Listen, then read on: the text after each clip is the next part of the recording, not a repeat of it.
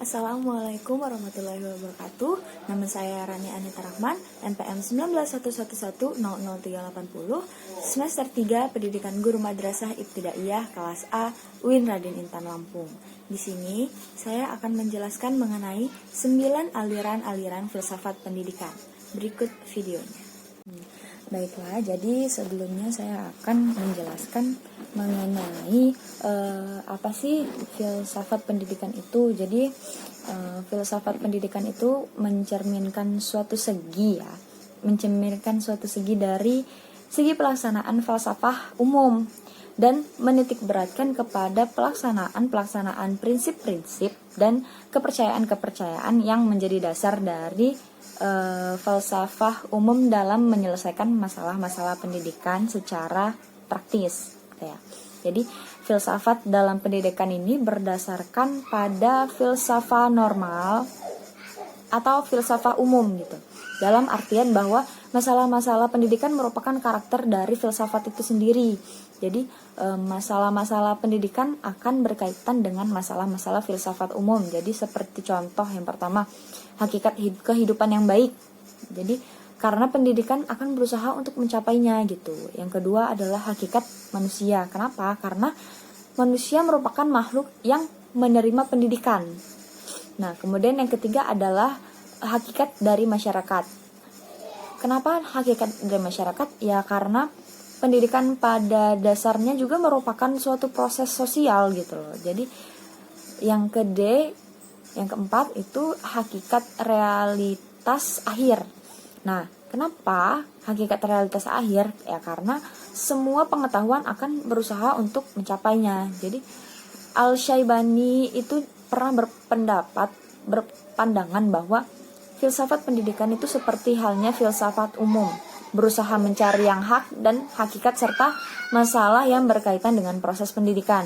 Nah, jadi filsafat pendidikan ini berusaha untuk mendalami konsep-konsep pendidikan dan memahami sebab dan hakiki dari masalah pendidikan. Nah, filsafat pendidikan ini berusaha juga untuk membahas tentang segala yang mungkin mengarahkan proses pada pendidikan.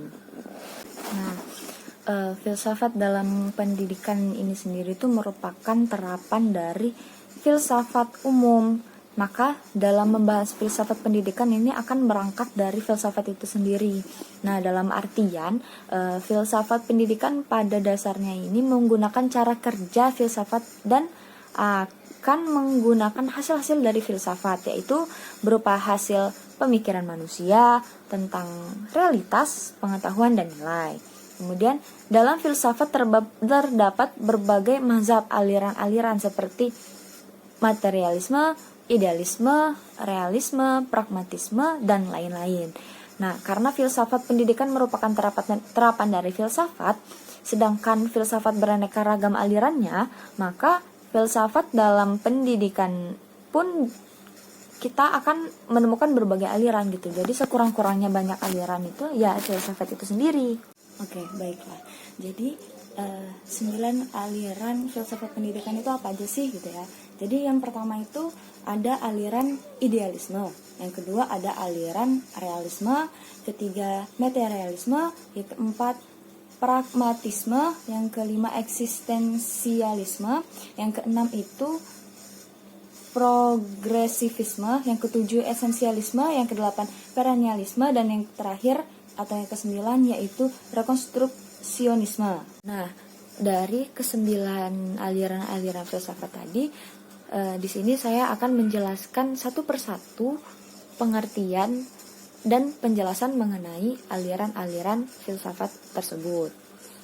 Oke, yang pertama itu adalah aliran idealisme. Jadi di sini saya akan menjelaskan mengenai apa sih maksud dari idealisme gitu kan ya. Jadi aliran idealisme itu kan merupakan suatu aliran ilmu filsafat yang mengagumkan jiwa. Jadi menurut para tokoh-tokoh idealismenya, cita adalah gambaran asli yang semata-mata bersifat rohani dan jiwa terletak di antara gambaran asli dengan bayangan dunia yang ditangkap oleh panca indera.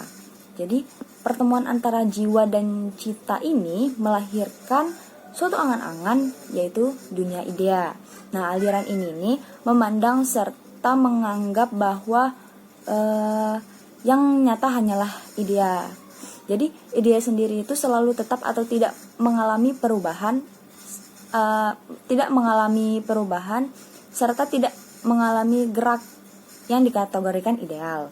Jadi keberadaan idea ini tidak tampak dalam wujud lahiriah, tetapi gambaran yang asli hanya dapat dipotret oleh jiwa murni. Jadi yang kedua itu adalah aliran filsafat realisme. Jadi aliran ini tuh berpendapat bahwa dunia rohani itu juga dunia materi yang merupakan hakikat yang asli dan abadi. Terus tokoh-tokoh realisme itu membagi realisme menjadi dua, yaitu yang pertama ada realisme rasional. Apa sih realisme rasional? Jadi realisme rasional itu memandang bahwa dunia materi adalah nyata dan berada di luar pikiran yang mengamatinya. Jadi terdiri dari realisme klasik dan realisme religius. Kemudian yang kedua itu adalah realisme natural ilmiah. Apa sih realisme natural ilmiah? Jadi realisme natural ilmiah itu memandang bahwa dunia yang kita amati bukanlah hasil dunia sebagaimana adanya. Jadi melainkan dunia itu substansialitas, sebab akibat serta aturan-aturan alam merupakan suatu penampakan dari dunia itu sendiri. Baiklah, selanjutnya itu adalah aliran filsafat pendidikan materialisme. Jadi aliran ini tuh berpandangan bahwa hakikat realisme adalah materi. Jadi bukan spiritual atau supernatural. Jadi Demokritos itu merupakan pelopor pandangan materialisme klasik yang disebut juga atomisme.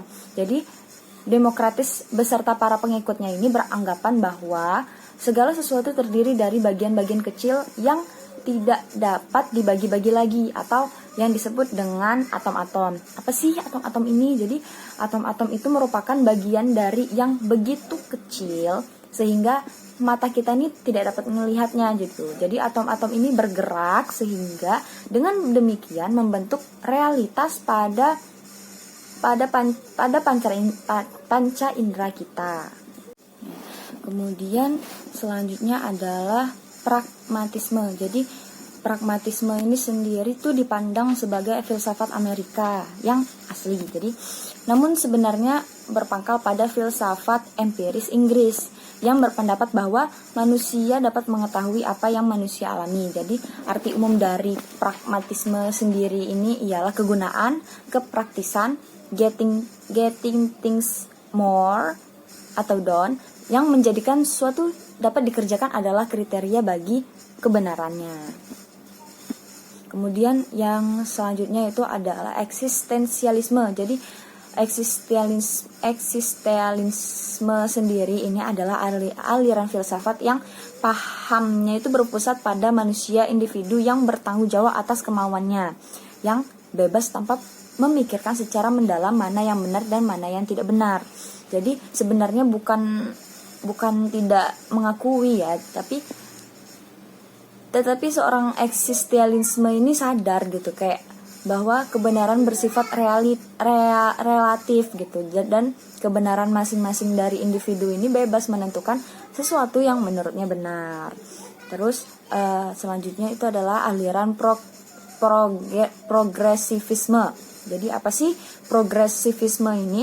Jadi aliran ini mengakui dan berusaha mengembangkan asas-asas progresivismenya dalam sebuah realita kehidupan. Jadi tujuannya apa? Jadi tujuannya itu agar manusia bisa survive menghadapi semua tantangan yang ada di dalam hidupnya. Dinamakan instrumentalisme itu karena aliran ini tuh beranggapan bahwa kemampuan inteligensi manusia sebagai alat untuk hidup itu kesejahteraan dan untuk mengembangkan kepribadian manusia itu sendiri.